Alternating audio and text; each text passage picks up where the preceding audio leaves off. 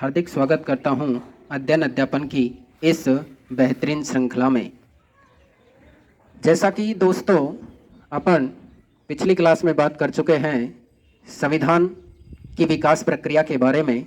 भारतीय संविधान भारत का आईना कहलाता है। अगर कोई भी व्यक्ति भारत को संपूर्ण रूप से जानना चाहे तो वह भारतीय संविधान का अध्ययन कर ही यह जान सकता है कि वर्तमान भारत में क्या स्थिति है।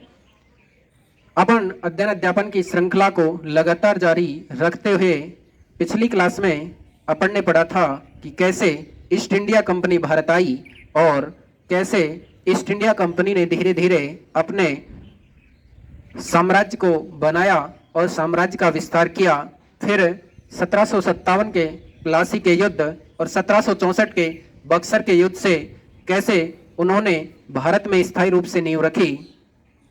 इसके बाद कंपनी ने सन 1773 का रेगुलेटिंग एक्ट आया, जो कि भारत में संविधान के विकास का एक महत्वपूर्ण अधिनियम या कदम साबित हुआ, क्योंकि ब्रिटिश सरकार द्वारा ईस्ट इंडिया कंपनी के कार्यों को नियंत्रित और विनियमित करने वाला यह पहला कदम था। जी हाँ दोस्तों, रेगुलेटिंग एक्ट से क्या क्या परिवर्तन हुए इसे हम आगे चर्चा कर रहे हैं कि इस एक्ट के तहत बंगाल का गवर्नर जनरल बन गया और इसी प्रकार बंगाल के तत्कालीन governor general Warren Hastings Bengal के प्रथम गवर्नर जनरल बने।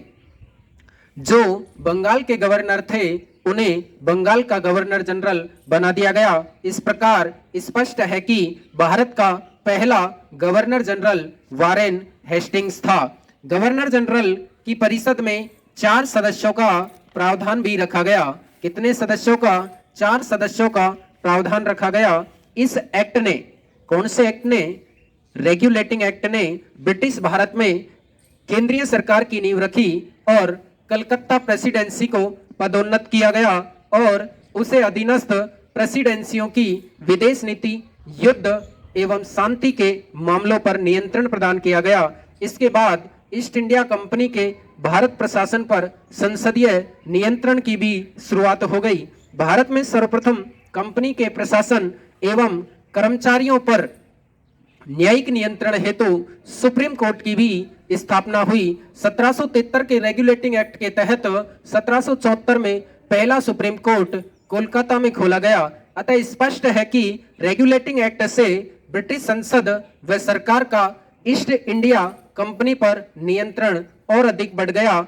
यह एक्ट गुरुमुख निहाल सिंह यानी landmarks in Indian constitution and national development के अनुसार महान संवैधानिक महत्व का था, क्योंकि इसने निश्चित रूप से कंपनी के राजनीतिक कार्यों को स्वीकार किया और पहली बार संसद को यह अधिकार दिया गया कि वह जैसी चाहे वैसी सरकार स्थापित करने का आदेश भारत में दे। इससे भारत में सरकार का स्वरूप बदल गया। लॉर्ड नॉर्थ के अनुसार इस एक्ट का प्रत्येक अनुच्छेद इस प्रकार बनाया गया। जी हाँ दोस्तों, कौन से एक्ट का? रेगुलेटिंग एक्ट का प्रत्येक अनुच्छेद इस प्रकार बनाया गया कि वह कंपनी के मामलों को ठोस, सुस्पष्ट एवं निर्णायक स्वरूप प्रदान कर सके। इसके बाद कंपनी के द्वारा ब्रिटिश सरकार के द्वारा 1781 का संशोधन अधिनियम लाया गया।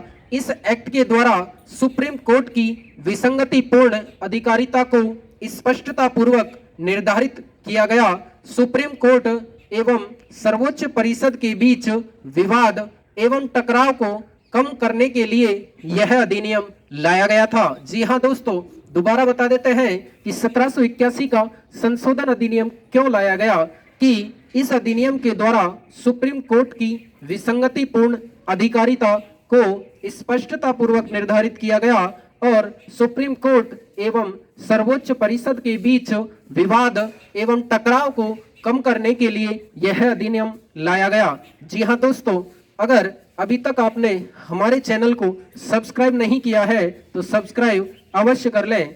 जी हाँ दोस्तों, आगे बात करते हैं कि जो 1781 का अधिनियम था, इसके द्वारा क्या क्या प्रावधान किए गए?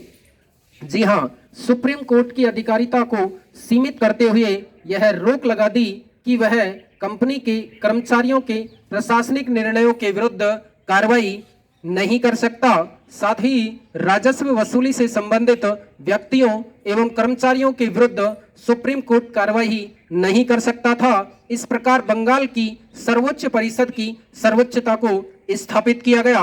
कानून बनाने तथा उनका क्रियान्वयन करते समय सुप्रीम कोर्ट को भारतीयों के सामाजिक तथा धार्मिक रीति रिवाजों का सम्मान करने का भी निर्देश दिया गया।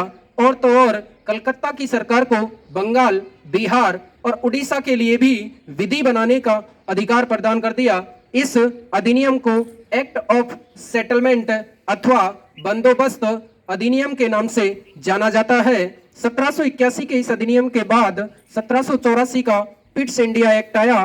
रेगुलेटिंग एक्ट की जो कमियां रह गई थी, उन कमियों को दूर करने के लिए ब्रिटिश संसद ने सन 1784 में एक एक्ट पारित किया, जिसे पिट्स इंडिया एक्ट के नाम से जाना जाता है। इस अधिनियम से कंपनी के निदेशक मंडल के राजनीतिक कार्यों से संबंधित अधिकार कम कर दिए गए और राजनीतिक कार्यों के लिए बोर्ड ऑफ कंट्रोल की स्थापना की गई। जी हाँ दोस्तों, राजनीतिक कार्यों से संबंधित अधिकार कम कर दिए और बोर्ड ऑफ कंट्रोल की स्थापना कर दी, जिसका अध्यक्ष ब्रिटिश संसद का सदस्य ही होता था। इस अधिनियम के पारित होने से क्या क्या प्रावधान हुए, सबसे पहले बताते हैं आपको कि कंपनी की जो सरकार थी उस पर ब्रिटिश नियंत्रण और अधिक बढ़ गया।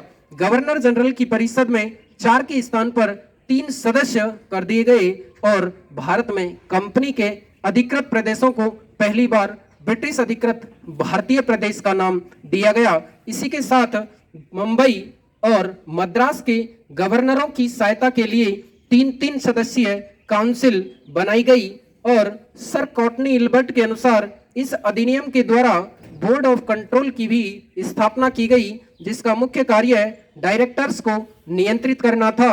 इस प्रकार शासन की दोहरी प्रणाली एक कंपनी द्वारा और दूसरी संसदीय बोर्ड द्वारा स्थापित की गई। निरीक्षण एवं प्रतिनिरीक्षण की यह व्यवस्था सन 1858 तक चलती रही।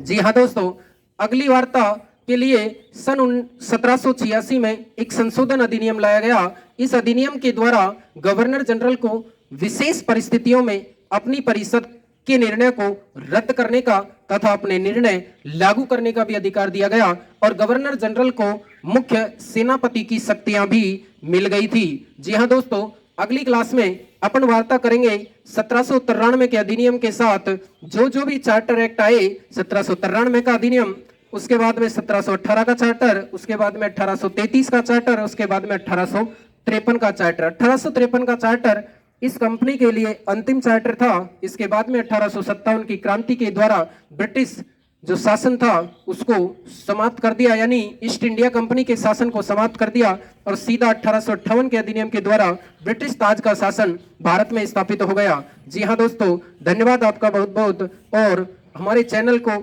सब्सक्राइब करें, लाइक करें और अधिक से अधिक शेयर करें। अगर आपको किसी प्रकार की कोई कमी महसूस हो और कोई टॉपिक विशेष पर कोई वार्ता करवानी हो, कोई टॉपिक समझना हो, तो कमेंट बॉक्स में अवश्य लिखें। धन्यवाद।